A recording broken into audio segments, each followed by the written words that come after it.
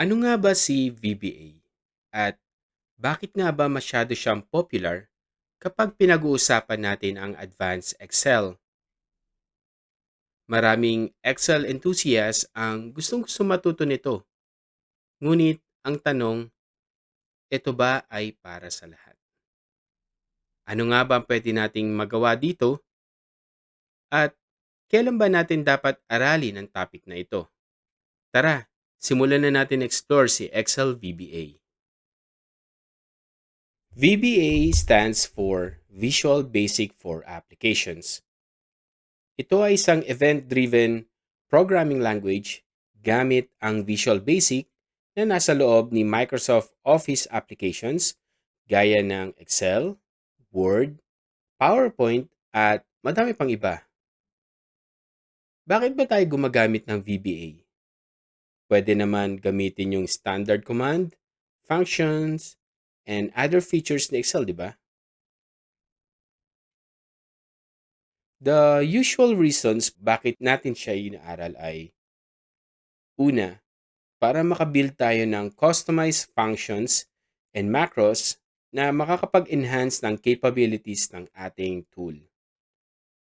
Usually, ginagamit ito para sa pag-transform ng data o kaya kapag may gagawin na tayo na hindi na kayang gawin ng normal Excel applications natin. Ginagamit din siya para i-automate ang ating mga processes. Kung meron kang everyday na ginagawa and yung steps ng pag-execute mo nito or ng task mo is paulit-ulit lang, pwede ka gumamit ng macro para isang click na lang ang process mo. For example, ang task mo is to process a specific file, then sa data mo, i-clean up mo siya, then gagawa ka ng report, and lastly, isisend mo siya sa mga iilang tao with the same format every day with specific formatting file name, for example. Lahat ng yun ay pwede mo magawa sa VBA in just a matter of seconds or minutes. Na-deliver mo na yung task mo nang walang manual intervention. O, di ba? Nakakainganyo matuto. Pwede mo din magamit si VBA para makapag-interact ka sa ibang applications, like kung gagawa ka ng presentation gamit ang details na meron ka sa iisang Excel file.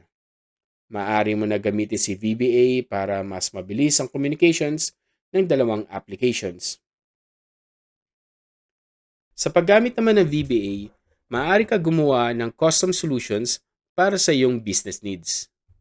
Pwede ka gumawa ng user-defined functions na applicable lamang or specific sa ginagawa mo, gaya ng paggawa ng calculation para sa isang measure.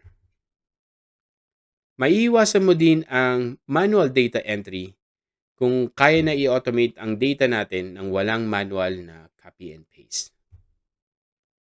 Sa kadahilanang ito, mas mapapadali mo ang paggawa ng mga reports at madali mo ma-interpret ang mga data mo nang hindi kumukonsumo ng sobrang time para i-process ang ating data.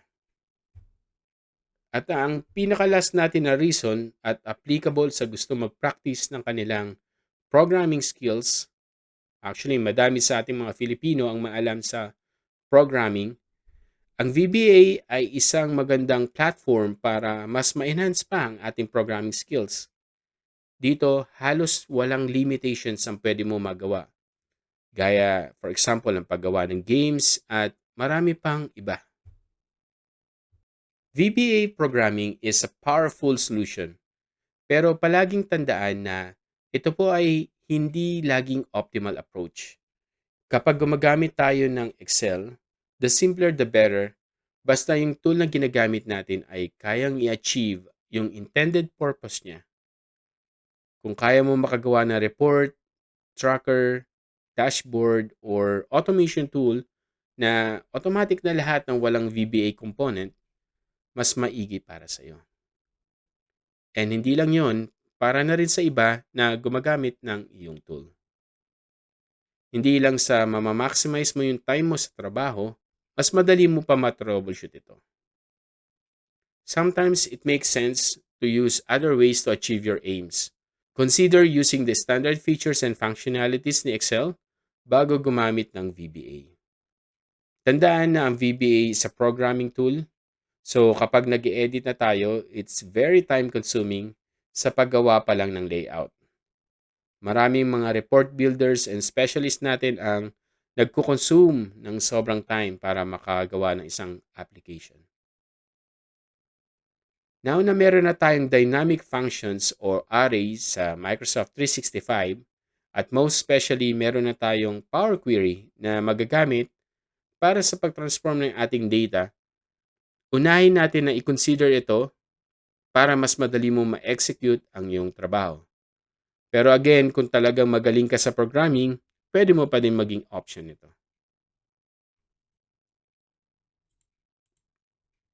Now, aralin naman natin ang breakdown ng Excel users based sa competency level. Dito, magkakaroon kayo ng idea, for example, sa isang company, kung gaano kadami ang estimated na users na gumagamit ng VBA. Merong ginawang research sa United Kingdom kung gaano kadami ang split ng users. Gamitin natin ito para i-analyze ang data kung gaano kadami ang beginner, intermediate, advanced, and expert sa Excel. So, basically, sa observation ko sa mga past and present companies na meron tayo, medyo accurate ito. Dito, makikita natin na meron tayong 11% beginner, 57% nasa intermediate users, sa advanced naman nasa 27%, and for the expert nasa 6% lang. So kung i-apply natin ito sa ating tool na ginawa gamit din ang Excel VBA, sa 300 employees, makikita na ganito ang magiging breakdown nito.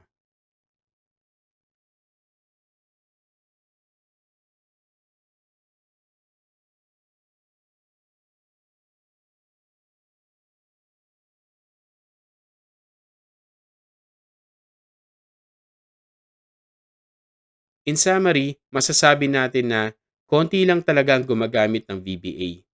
Hindi dahil sa mahirap ito matutunan, dahil na din sa madaming factors gaya ng nandiyan na si Power Query, which is kung pag-uusapan natin sa bilis ng pag-transform ng data, mas mabilis siya gamitin kumpara sa VBA. Need mo din ng knowledge sa programming para makagawa nito. Sobrang laki ng scope ni VBA pero again, napakalaking bagay kung matututunan mo ito.